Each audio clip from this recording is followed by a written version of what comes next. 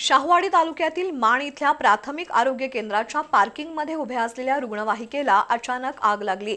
या घटनेत रुग्णवाहिका पूर्ण जळून राख झाल्यानं 20 लाख रुपयांचं नुकसान झालंय। या घटनेची नोंद शाहूवाडी पोलिसात झाली आहे। शाहूवाडी तालुक्याच्या ठिकाणापासून 12 किलोमीटर अंतरावर माण गाव वसले। या गावात जिल्हा परिषदेच्या आरोग्य विभागाचं प्राथमिक आरोग्य केंद्र कार्यरत आहे। इथल्या दवाखान्यात आलेल्या रुग्णांसाठी रुग्णवाहिका कार्यरत होती। बुधवारी 29 एप्रिल रोजी मध्यरात्री रुग्णवाहिकेला अचानक आग लागली। ही घटना दवाखान्यातील कर्मचाऱ्यांना समजताच कर्मचाऱ्यांनी धाव घेऊन आग विझवण्याचा प्रयत्न केला, मात्र सोसाट्याच्या वाऱ्यामुळे आगीनं रौद्र रूप धारण केलं। त्यामुळे संपूर्ण रुग्णवाहिका आगीच्या भक्ष्यस्थानी पडल्यानं सुमारे 20 लाख रुपयांचं नुकसान झालंय।